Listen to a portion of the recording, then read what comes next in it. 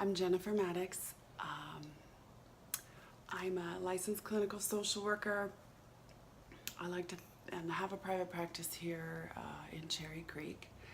And I was asked by the beautiful, wonderful Jessica Barber to just send you a quick video to talk to you about what's happened in your community and perhaps give you some options and some ways to handle all of the grief and mixed up emotions that you're feeling right now. I guess you have lost somebody who was special to you, and whether you knew her very well or not, I didn't know her. I wanted to give you some words of help, of encouragement, or direction. So, when somebody comes to me and they are feeling the kind of grief that you're feeling, and they're having the questions of why would somebody take their life? What does life even mean? Why am I here? There's so many questions and so many things that come up when we're faced with knowing somebody who's taken their life. It's so tragic and it's so painful. And with all honesty and with all my love for you, I don't know why. And I would encourage you, I know that's not what you're wanting to hear, but I would encourage you to also sit with the fact that you don't know why. And searching for answers and searching for reasons just puts you into a spin of grief and of loss and of pain.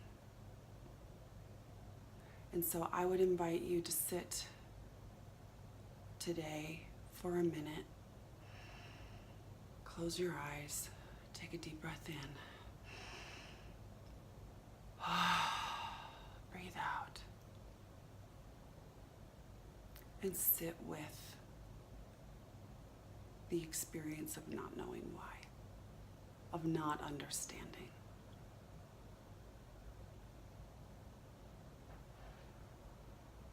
Because that's the truth of a death like this. We don't know why. We don't know what was going on in her world. We don't know. And the best thing that we can do for your friend, for her family, for yourself, is to let go of trying to know why. And spend time really thinking about, what does this mean for me? What does this mean for my life today? Because my friend was in the world experiencing what she experienced, I'm gonna be different. What can I do to live differently, to experience love, to experience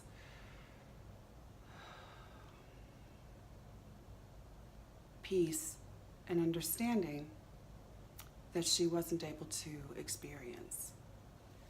And so first is letting go of why. And then embrace your grief. Embrace all your feelings and be okay with it. When people have died in my life, I lost my mom a couple of years ago to, I don't know, my dad would say she didn't kill herself. I believe she did. Maybe it was an accident, maybe it wasn't, but The grief that I felt, and perhaps the grief that you're feeling, was overwhelming. Oh, and I cried, and I cried, and I cried. You know, you can cry doing anything. You can cry vacuuming. You can cry walking through Target. You can cry taking your kids to school. And my recommendation is to just let the tears come. Funny thing with tears is that I believe that tears are a language of our soul. We come from the water, we come from the ocean, and it would make sense that when our soul, our very being, right, our deepest inside is feeling something, whether it's feeling enormous joy, frustration, anger, we cry. Our soul is speaking, and our soul speaks in tears. Our soul speaks in salt water. Our soul speaks in ocean. So allow your soul to speak and welcome your tears and let them be cleansing. Let each time that you cry, brings up tears for me because it touches me so deeply. Each time that you cry, oh, just welcome them. Welcome the tears and honor them. And treat yourself in this moment as if you would treat a 5-year-old child who's hurting, who skinned their knee. You wouldn't sit there and go, well, why? Well, why? You wouldn't tell them, just let it go. Get over it. No, you would hold them and they'd say, why? Why did this happen? Why did I fall? Why did I fall down? Why am I bleeding? And you would say, I don't know why. But I'm going to hold you and I'm going to love you until it doesn't hurt anymore. And I ask that you do that for yourselves. Grief comes in waves. It comes like a tidal wave and you can't stop it. So don't, just let it come. And when you've cried enough and when you've experienced that enough, you can get to a place where you can understand in a deeper way why you're here and how you're going to be different in the world because of your friend's life. And you honor her that way. My mom, even my grandma when she passed, and a lot of other people who've passed in my life. My mom's not the only person that I've lost, but she was the one who I've lost to suicide.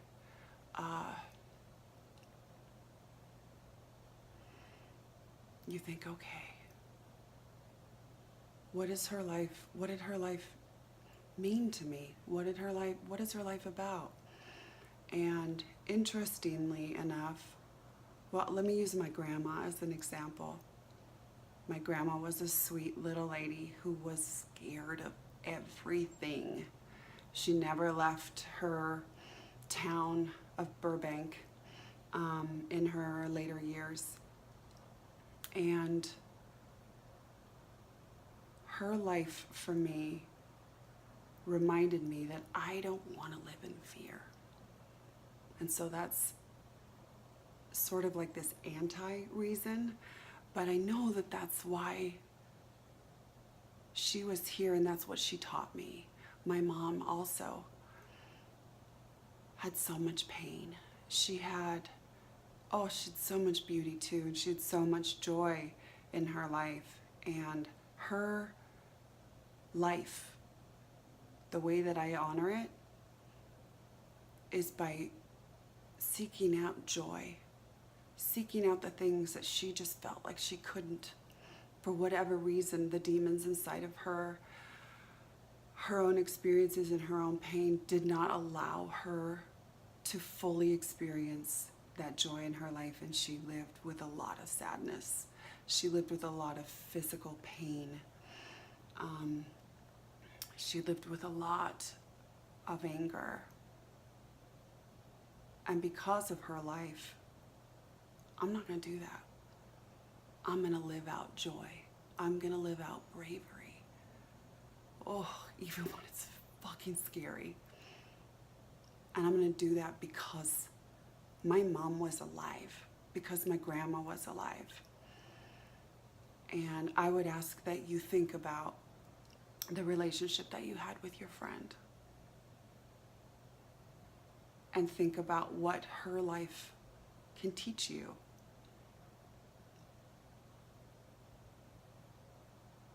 And from that, you can find some meaning. From that, you might find some whys of why you knew her, of why you have been experiencing all of this pain, and you experience a relationship with her and the pain that she's been going through.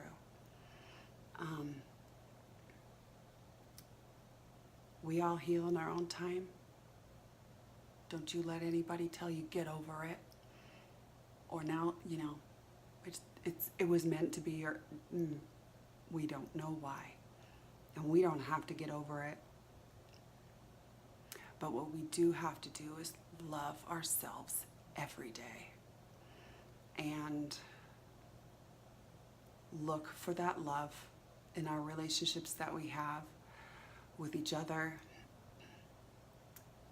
Mainly though, the love and the relationship that we have with ourselves and with our feelings and with our emotions. And everything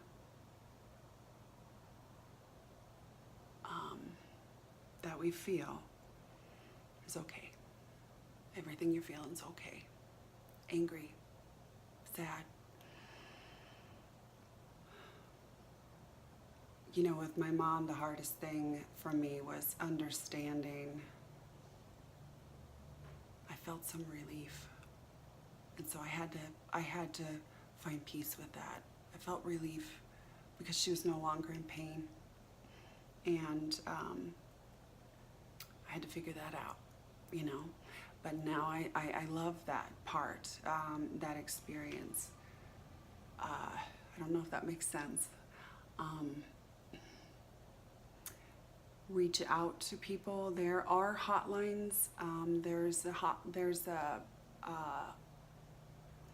hotline. I'm sorry, I don't have the telephone number right now in this video, but it's called Metro Crisis Services. I used to work there, and they can connect you with crisis units and crisis hotlines and therapists and people who can be there for you, that you can talk to. If any of you go to church, if any of you are part of like a spiritual community, is going and talking with them. That's what they're for, is to help with that stuff, right? Our religious communities, is we come together for those things. And reach out to the people that you love and let them know, I love you. And I love you, and I love you. And then you turn it in with all your pain, all your anger, all your feelings, all your grief, and all your emotions. Put your hand over your heart, left hand, this hand over, close your eyes. This is the most loving posture that you can do for yourself. Even helps to pat your hand and you go, oh sweetie, I love you. I love you. Through the pain, I love you. In the pain, I love you.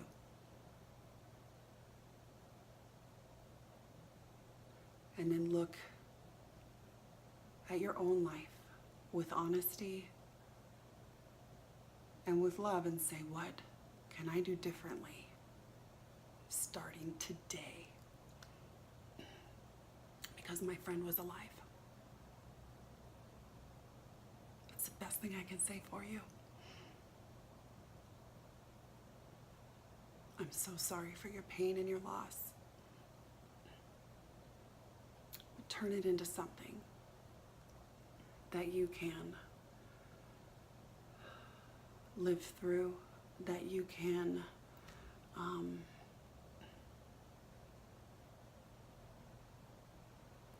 create some kind of manifestation of love in your life, more love in your life than you've ever had. And with that, I hope that's enough. If you have any questions or anything, feel free to reach out to me.